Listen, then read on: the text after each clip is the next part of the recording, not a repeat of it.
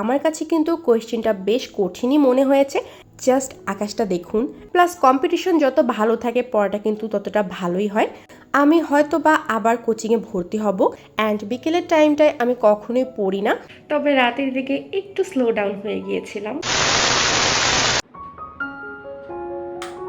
Hi guys, আসসালামু আলাইকুম, welcome back to my blog.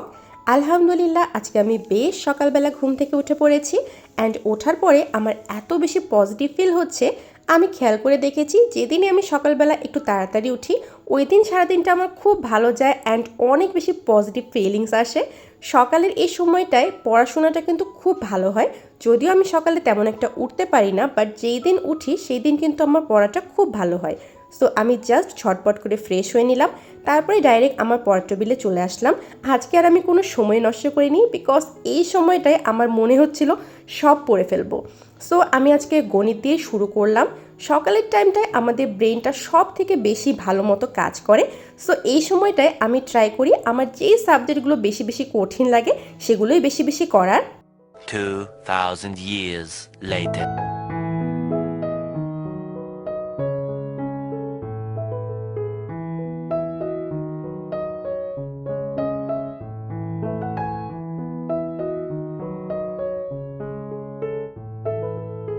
A few moments later.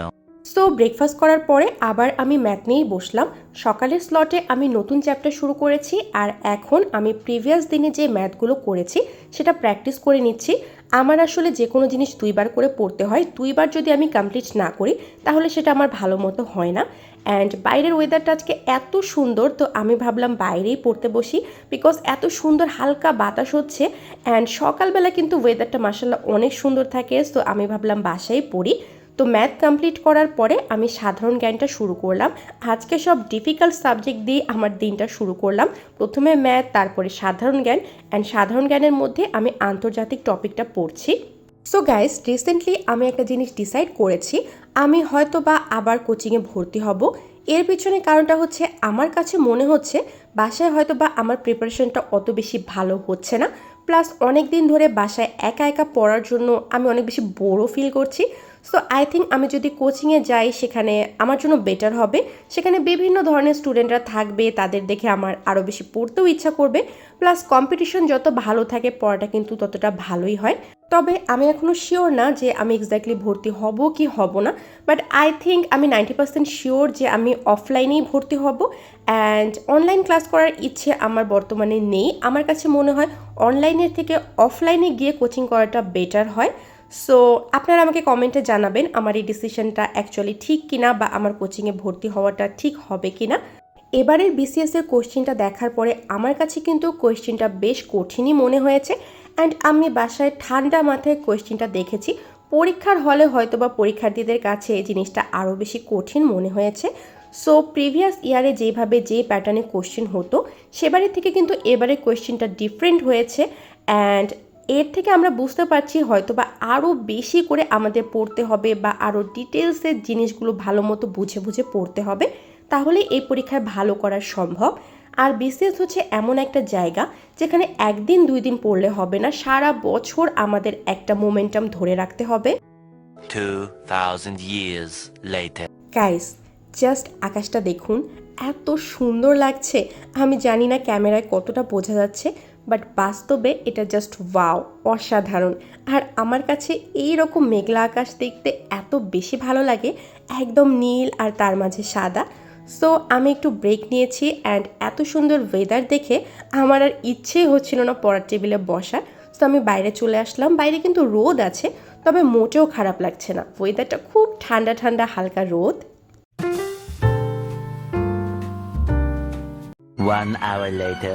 Guys, আমি decide করেছিলাম lunch করার পরে আমি একটু ঘুমাবো। সকালে একটু আমি তাড়াতাড়ি উঠেছি, তো যার জন্য একটু ঘুম ঘুম পাচ্ছে, বাট আমি শুয়েছিলাম অনেকক্ষণ, এই দিক ওই দিক করে টোরে তারপরে আমি উঠে আসলাম, বিকজ আমি কিছুতেই ঘুমোতে পারছি না। সো পড়ার টেবিলে এসে একটু পড়াশোনা করলাম, একটু কোশ্চেন দেখলাম, তারপরে ফাইনালি এখন আমি একটু ব্রেক নিলাম, বিকজ অলরেডি বিকেল হয়ে গেছে অ্যান্ড বিকেলের টাইমটায় আমি কখনোই পড়ি না। সো আমি এই টাইমটা একটু নিজের মাইন্ডটাকে রিফ্রেশ করি, একটু বাইরে ঘোরাফেরা করি। এই টাইমটায় আমার আসলে পড়া হয় না, অ্যান্ড যখন আমার পড়া হয় না ওই টাইমটায় আমি জোর করে পড়ার ট্রাই করি না। আপনারা অনেকেই আমাকে কমেন্ট করে বলেন আপনি যেই পড়া পড়েন এই পড়া দিয়ে কোনোদিনও বিসিএস বা কোনো জবই হবে না। তো তাদের উদ্দেশ্যে আমি একটা কথাই বলবো, আমি যতটুকু পড়ি ততটুকুই ট্রাই করি আপনাদেরকে দেখানো। এসব জিনিস আমি বিশ্বাসী নই যে আমি 2 ঘন্টা পড়লাম আর আপনাদেরকে দেখালাম আমি 4 ঘন্টা 5 ঘন্টা পড়ছি। আমি আমার অনেস্ট স্টাডি ব্লগ শেয়ার করার ট্রাই করি। সো এমনটাও কিন্তু না যে একটা মানুষ সারাদিনে 24 ঘন্টাই পড়তে পারবে। যদি কেউ পড়তে পারে তাহলে সে এক্সট্রা অর্ডিনারি, বাট আমি এক্সট্রা অর্ডিনারি নই, আমি একজন নর্মাল মানুষ। অ্যান্ড আমার ব্রেকের দরকার হয়, আমার মাঝে মাঝে ইচ্ছেও হয় না যে আমি পড়ি, অনেক সময় আমি ডিমোটিভেটেডও ফিল করি। সো এসব জিনিস আমি চাই না হাইড করার। যতটুকু আমার স্টাডি প্ল্যানে থাকে, যতটুকু আমি কমপ্লিট করতে পারি ততটুকুই আমি দেখাই। সো আজকে আমি চর্যাপদটা শুরু করলাম অ্যান্ড এটা খুবই খুবই ডিফিকাল্ট। 2000 years later. আজকের দিনটা বেশ প্রোডাক্টিভ ছিল, সারাদিন মোটামুটি ভালো পড়া হয়েছে, তবে রাতের দিকে একটু স্লো ডাউন হয়ে গিয়েছিলাম।